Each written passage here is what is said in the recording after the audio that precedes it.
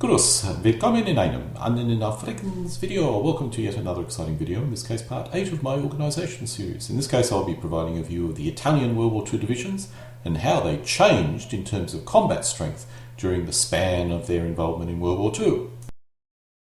For this video I'll be using the point systems from the Corps Commander set of rules. This point system is based largely on physical attributes of the various weapon systems, such as armour thickness, gun penetration rates, rate of fire, speed, special combat features, and so on. As you go through this video, you'll quickly discover that as the years progressed, many changes to the various divisions or formations were not organisational in nature, but regarded or related to equipment. Better guns, better tanks, and so on. I'm using a point system which does discriminate between a, let's say, 37mm anti-tank gun and a 57mm anti-tank gun, and you will see the changes in the combat strengths accordingly. The equipment mix I'll be using is based on as much evidence as I can identify, but I must admit there is some gut feel, and I warn you there may be some minor errors, but I think largely the impact or the top level number is reasonably accurate that I'll be providing. The primary formation I'll be focusing on is the battalion. Companies will be included when they are support formations or when it's unavoidable and I have to include them. Finally, viewers need to understand that 100 points of tanks will operate very differently from 100 points of infantry. Thus, comparing tank battalions with infantry battalions need to be done through a subjective filter. However, comparing a tank battalion in 1939 with one in 1943 is valid, as is comparing an Italian tank battalion with a German Panzerkampfwagen battalion. To assist you in understanding how the charts work, this shows a simple breakdown of the division regiments and battalions. After the formation name, there are two values. The first is the Corps Commander points value, with the second being the value divided by 250. The points value gives you an idea of the combat capability of the formation, with the second value providing far greater clarity. It must be pointed out that while figure gaming points provides a rough way of ensuring force mixes are balanced, they can never be perfect. If one formation is 1,000 points and the other is 1,001, it does not mean the latter will win any conflict. As a result, it's best to look at the value several orders of magnitude higher. Thus, dividing by 250 gives you a simpler value, where the value of 2 is clearly inferior to a value of 3. Italy's first involvement in World War II was their invasion of France in May-June 1940, or June to be specific. Italy primarily used its mountain and infantry divisions in the invasion of France. This shows the Metro Infantry Division. For those who may have viewed my US equivalent video, one thing that you'll quickly see is the Italian formations did not have as high combat effectiveness as compared with, let's say, the US.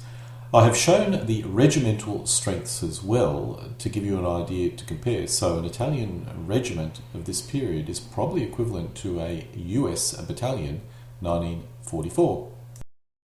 At the beginning of the war, the Italians had more types of different infantry divisions than most people would have hot dinners. The Transportable division was motorised if trucks could be found from outside the division. This division type probably was not involved in any fighting against France and would have been held in reserve to take advantage of any breakthroughs, which of course never occurred.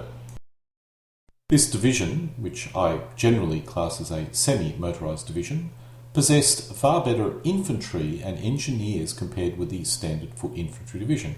This normally was a result of additional support equipment, no doubt possible because it could be transported by trucks. The bulk of the fighting, particularly in the northern part of the camp of the frontier, were the mountain divisions. This shows you an example mountain division or Alpini division.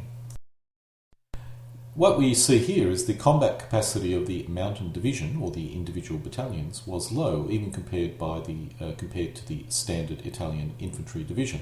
This is expected and is mainly due to the lack of heavy equipment.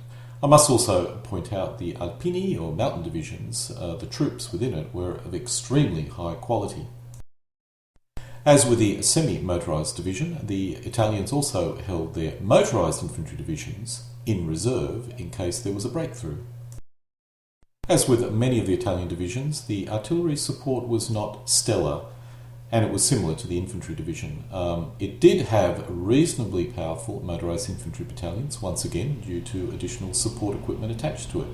These were actually quite reasonable for the period. This was not a bad division. The only real downside was a lack of artillery support. The Italian Fast Division, or what most people would call a cavalry division, was another of the mobile formations almost certainly available in the Italian army, which would have been held in reserve.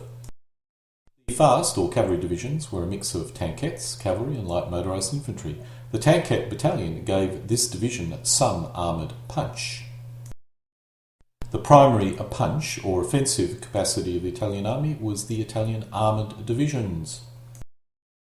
While the armour within this division gave the division a reasonable amount of offensive capacity, I'm guessing the M1139 medium tank was not a particularly effective vehicle for it to be less powerful than the tankette battalion.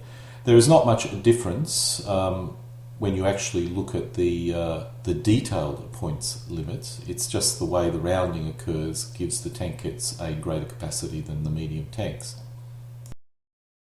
For the second stage, we'll be dealing with the Italian invasion of Greece. The formations involved in this were similar to those listed in the previous section, and as a result I'm not going to be repeating them. This was then followed by the Italian advance into Egypt and the British counterattack. Yet another type of infantry division were the Libyan Divisions, which were supposedly made up of Libyan colonists. The Libyan Division was a rather weak infantry division, possibly closer to a militia division, which may have been its original objective. It was supposed to be manned by Italian colonists in Libya, which I do find a little bit surprising. I didn't realise there were that many Italian colonists in Libya. Another type of infantry division were the black shirt divisions, which I'm guessing were kind of politically motivated type divisions. The black shirt divisions were also a rather weak infantry division, although the infantry regiments were much more reasonable than, let's say, the Libyan division. The lack of motorisation was its major handicap in Libya, although it would be more than adequate in defending a town or fort. The primary useful division in Libya was the Transportable Infantry Division, or semi-motorised division. These were motorised infantry divisions which required motor transports held outside divisional structure in order to be transported by motor transports. These semi-motorised infantry divisions were reasonable, if not outstanding. A lot of support was concentrated under divisional command.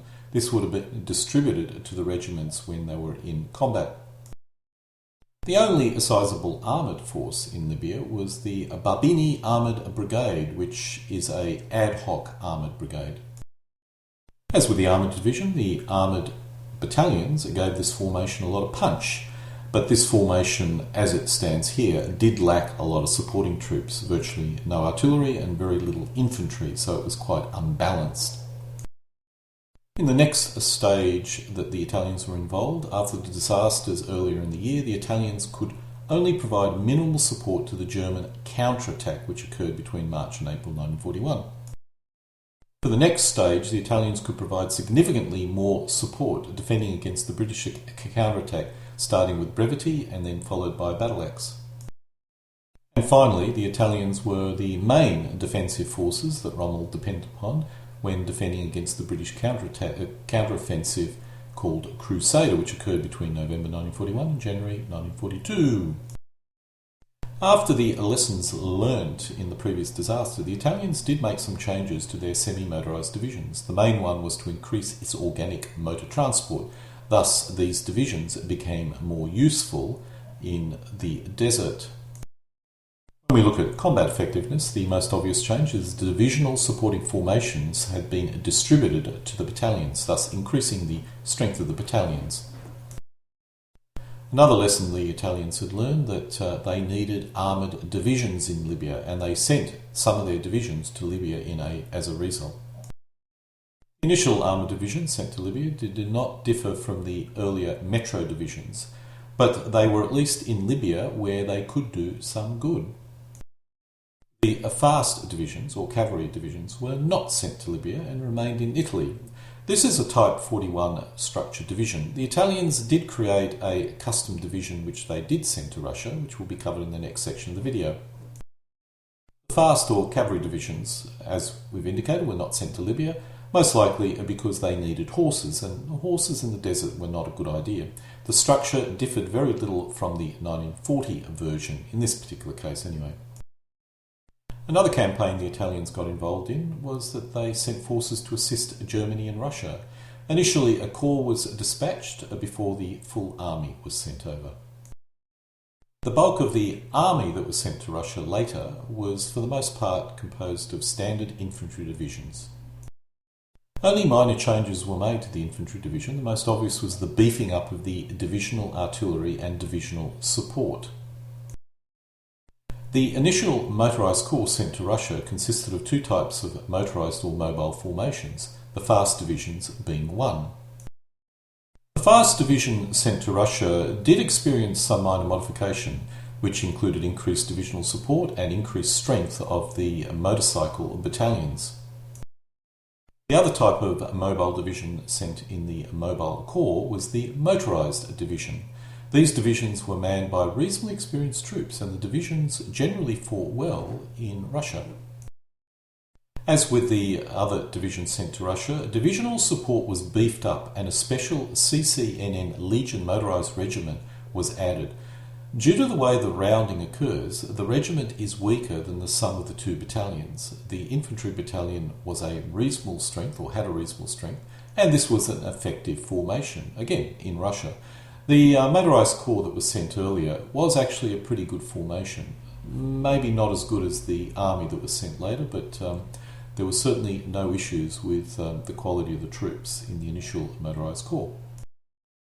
After the most recent defeat at the hand of the British, that's Operation Crusader, Rommel, with the Italians, came back very quickly afterwards. The next stage was the Battle of Gosala, and this was possibly one of the most intense in Libya up to this point in time. From this point on, the Italians only fielded two types of divisions in Africa, the armoured and this division, the fully motorised division. The motorised division gained a reasonably powerful armoured car battalion, but was otherwise infantry in trucks. The other type of division, the armoured division, by January 1942 was a very respectable formation, and Rommel really did rely on it quite a bit. The armoured division did experience quite a few changes. Divisional support was beefed up. The artillery regiment contained a large AA battalion as well as a self-propelled howitzer battalion, which could act as an assault gun battalion. The reconnaissance consisted of armoured cars supported by motorised infantry, and that formation was quite powerful. The motorised infantry support was beefed up significantly, and the armoured battalion were now equipped with the more reasonable M1441 medium tanks. This was a well-balanced armoured division, if weak by the standards of 1942. The next stage is the iconic battles of Alamein, starting with the initial combat between August and September 1942, followed by the second Battle of Alamein, which ranged between October 42 and January 1943. At the other end of the Italian possessions, the Italians became heavily involved in defending against Allied landings in Algeria, which is fighting that raged from November 1942 to the end of the year, for the initial stages at least. The Italians did send infantry divisions into Tunisia, where they were able to engage in an effective manner, even though they lacked mobility, because mainly of the heavy terrain and the static nature of the combat. Initial divisions sent to Tunisia were reasonably basic and standard, with the only unusual aspect being the heavy AA battalion being attached at divisional level, which tended to be reasonably common for Italian divisions in Africa at this time. At the other end of Africa, the bulk of fighting in this period required mobile divisions, and that's exactly what was being fielded over around Alamein, the motorised division being one of the key elements in the Italian armed forces in Africa. There were no real changes to the motorised divisions at this point in time. Accompanying the mobile divisions were, of course, the armoured divisions, which were a critical element in the defence of the Axis position at Alamein, and in the Axis retreat from Egypt all the way back to Tunisia. The only real changes to the armoured division was the removal of some infantry. Besides that, they remained much the same. The Italians were really downgrading the infantry aspect of their armoured divisions at this stage in the war. I'm not quite sure why. We now come to the last battles of Africa. In 1943, the Italians fought their last battles in Africa, and this ranged from between January to May 1943. A critical element of the Italian defences in Tunisia were their infantry divisions, and they fought reasonably well. There were no changes to the structure of the infantry divisions in the second half of the Tunisian campaign. In Tunisia, the Italian armoured division structure changed dramatically, with the rather effective SM-75/46 taking the place of the traditional medium tanks. In Tunisia and in defence, this made a lot of sense, and this division was highly effective. After the defeat in Egypt, Italy had lost most of its armour, and when it was required to form a new armoured division, it decided to replace the obsolete medium tanks with the SM-75/46 tank destroyers, which had a major impact on the strength of the tank battalion, assuming that it could be still called a tank battalion. While tank destroyers are not as effective in a mobile offensive situation, in terms of defence, this was the perfect choice.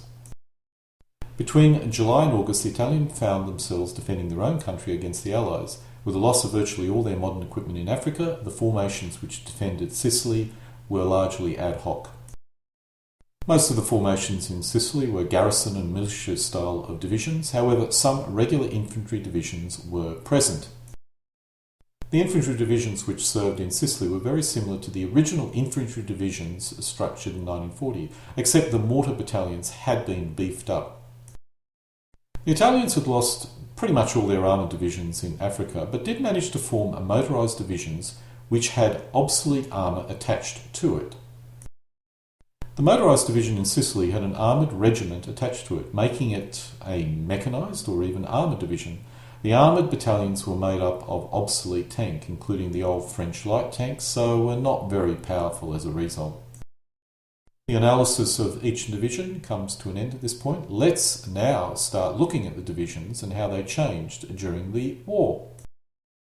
As we can see here, the infantry divisions changed very little during the war. The division's support was increased slightly, the mortar battalions were removed and then returned, and this also occurred with the artillery occasionally. A special anti-aircraft battalion was added in Africa, but generally the battalion strengths remained constant for the entire war. The black shirt divisions only lasted for a short time and were basically weak infantry division. The same applied to the Libyan Divisions, shown in the middle. The mountain divisions stayed much the same during the entire war, and is shown at the bottom.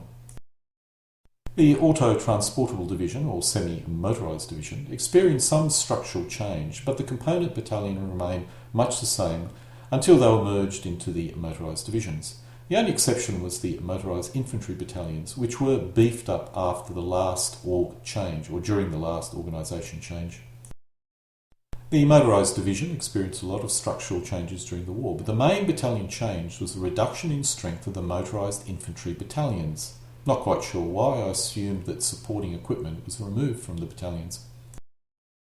The fast, or more accurately cavalry division, also experienced structural changes, but the main battalion level change was the beefing up of the tankette battalion and the increased size of the motorcycle battalions when this formation went to Russia. The Armoured Brigade in Libya was an ad hoc unit, and its battalions were similar to those in the armoured divisions back in Italy. At the end of the war, another ad hoc unit, Mobile Group A, did possess a range of varied vehicles, but were similar in strength to the Armoured Brigade battalions back in 1941. The Armoured Division was the most powerful division in the Italian army, and it experienced a lot of changes during the war. The last division contained the most effective tank battalions the Italians ever fielded, but otherwise there was minimal changes in the battalions themselves. In summary, the Italians probably lacked the industrial capacity to create the heavy weapons that would have made a significant impact in terms of increasing the strength of their individual battalions. The only area that they ever actually put much effort into was their tank destroyer units, which were quite effective. They did develop some interesting medium tanks near the end of the war, but none of them were fielded in large enough numbers to form a battalion, at least under battalion command. And so we come to an end of my part 8 of my video series on organisation, in this case analysing the Italian army in World War II in terms of how their division combat power changed with time, specifically in their battalions. Alle guten Dinge kommen zu einem Ende.